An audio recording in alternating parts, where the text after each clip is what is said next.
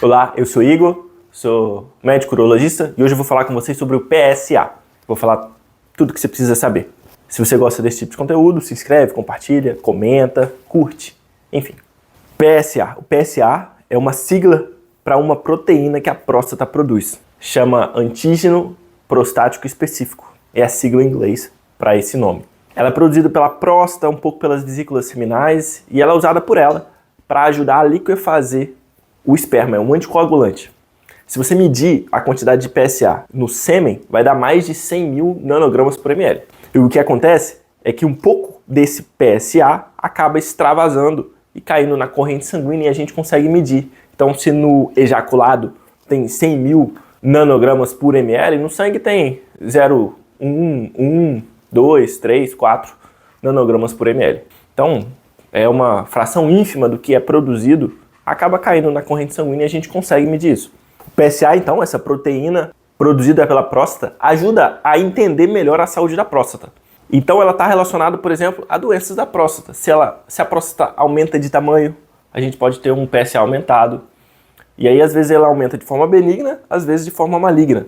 Às vezes tem uma infecção, aumenta o PSA. Às vezes tem uma infecção na urina que faz aumentar o PSA. Então a gente precisa de um certo cuidado na hora de avaliar o PSA, para poder entender realmente se é um câncer, ou se é uma prostatite, ou se é só um aumento por causa de uma hiperplasia prostática benigna. Mas o que está bem estabelecido é que ter um valor de PSA basal ajuda muito no diagnóstico futuro de várias doenças. Né? Se uma pessoa sabe mais ou menos que aos 40 anos o PSA dele é de 0,1, 0,2, 1, enfim, ajuda a dar muitos diagnósticos daí para frente. É sempre bom ter esse PSA basal. Aí alguns detalhes sobre o PSA. Então o PSA é produzido na próstata, toda a proteína ela é cortada, à medida que ela é produzida, pedaços dela vão sendo tirados até chegar à sua forma final.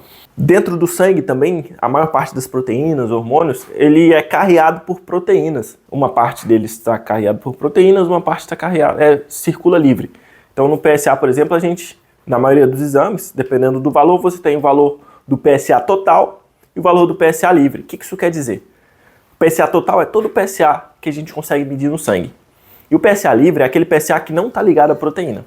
Isso é importante no diagnóstico de câncer, por exemplo, na diferenciação entre uma doença benigna e uma doença maligna. A doença maligna acaba vazando mais PSA ligado à proteína, enquanto a doença benigna acaba liberando um PSA livre maior. E aí, por isso, quando você compara os dois, relaciona um PSA total sobre um PSA livre, naquelas pessoas onde o PSA livre é maior, a gente acaba pensando numa doença mais benigna, né? Quando em torno de 25, 20, 30% do PSA está livre, a gente acaba pensando numa doença benigna, mesmo quando o PSA está alto. Quando é o contrário, o PSA está alto, mas a maior parte desse PSA livre, menos de 10%, 12%, 15%, dependendo do valor que a gente escolhe, significa uma doença maligna, faz a gente pensar mais em câncer. Outras formas do uso do PSA é a sua curva, né, a velocidade com que ele cresce. A próstata é um órgão que não para de crescer, vai sempre crescendo. E aí, à medida que ele cresce, o PSA produzido por ele também aumenta. E aí você tem uma curva desse PSA que vai aumentando com a idade. A doença benigna tem essa curva mais achatada, mais lenta, enquanto o PSA tem uma curva mais acelerada. Então, avaliar a velocidade de crescimento do PSA também ajuda a gente a entender se é uma doença maligna ou benigna. Outra coisa que vale a pena avaliar é a densidade do PSA. A gente mede o tamanho da próstata, por exemplo, se a próstata tem 40 gramas e ela produz 4 nanogramas de PSA. Ela produz muito mais, mas o que a gente mede no sangue dá 4 nanogramas por ml. Então quer dizer que a cada 10 gramas você tem 1 nanograma mais ou menos de PSA.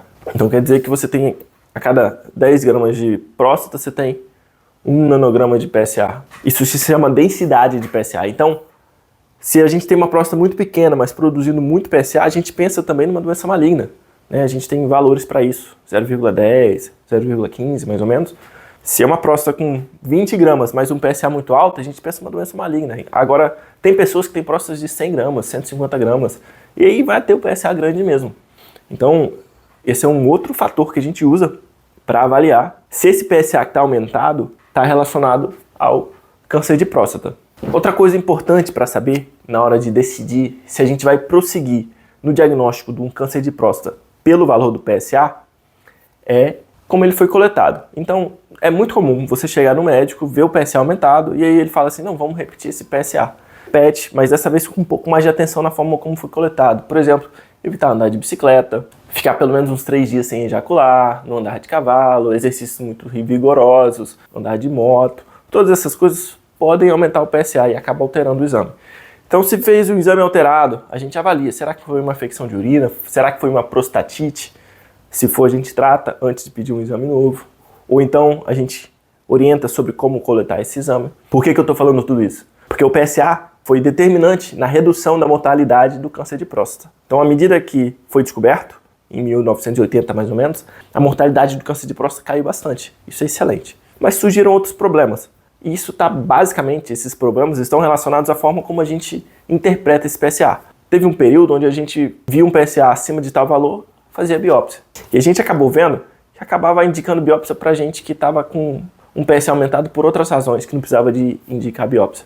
Então por isso a gente tem esses refinamentos do PSA, para poder evitar cometer esses erros. Uma vez entendido isso, a gente percebe que o rastreio do PSA é cada vez mais útil no diagnóstico do câncer de próstata. E aí, se você tiver com um urologista ou com um médico de família, ou quem for, que entende bem como o PSA funciona, a chance de você não fazer um exame à toa é muito maior. Então, o rastreio do câncer de próstata tem que ser uma decisão compartilhada. Todas as sociedades que recomendam o rastreio recomendam ser uma decisão compartilhada. Então, o médico tem que explicar os prós e contras do rastreio, do câncer de próstata, do seu tratamento. E aí, uma vez que é optado pelo rastreio, esse rastreio é feito com PSA e com o exame digital, o toque. E aí o PSA tem que ser avaliado dentro desses aspectos que eu mencionei. A densidade, a relação livre versus total e a velocidade de crescimento, por exemplo. Além dos detalhes na hora da coleta. E a exclusão dos diagnósticos diferenciais do aumento do PSA.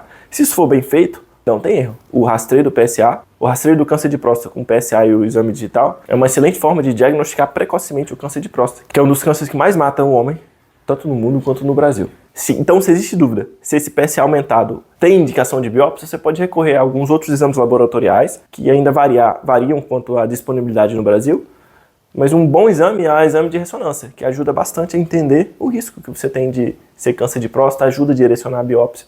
Quanto a temporalidade, quanto à necessidade de fazer PSA todos os anos. Precisa. Uma vez que você já entendeu como funciona seu PSA, seus valores normais, às vezes não precisa de fazer todo ano. Pode fazer a cada 2 anos, a cada 3 anos, dependendo de como for seu PSA. E aí você conversa com o seu urologista para poder decidir melhor de quanto tempo faz isso.